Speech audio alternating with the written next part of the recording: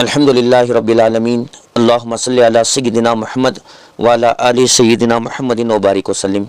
آج ایک خبر سن کے بڑا افسوس ہوا، صدمہ ہوا، دل غمزدہ ہو گیا کہ تمل ناڈو کے ایک عالم جو مسلک اہل حدیث سے تعلق رکھتے ہیں، حضرت حافظ جاوید عثمانی ربانی صاحب کا انتقال ہو گیا۔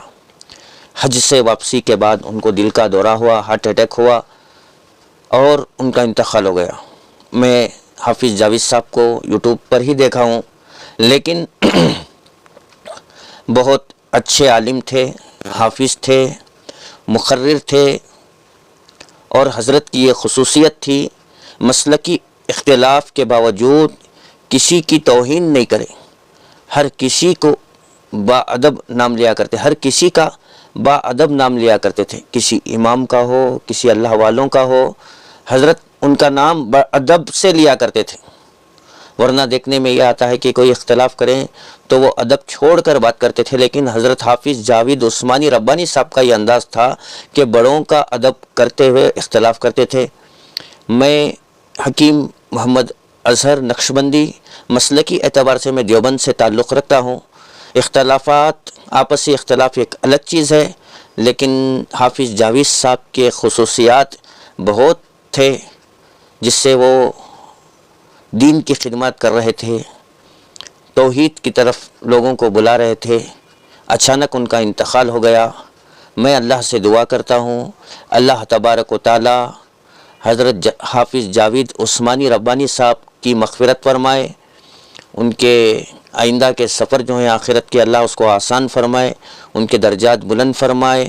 جو دین کا کام وہ دنیا میں چھوڑ کر گئے ہیں، اللہ تعالیٰ اس کو حفاظت ملے، اور ان کے گھر والوں کو، ان کے اہل خانہ کو اللہ تبارک و تعالیٰ صبر جمیل عطا فرمائے۔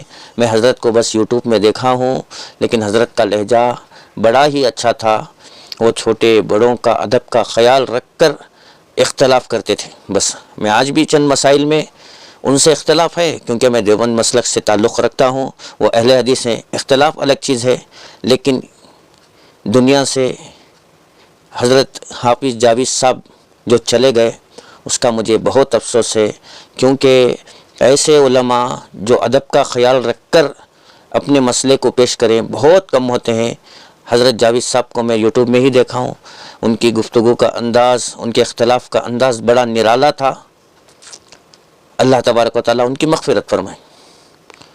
مسلکی اعتبار سے تو اختلاف ابھی بھی ہے مجھے، لیکن حضرت انتقال کر گئے، افسوس ہوا۔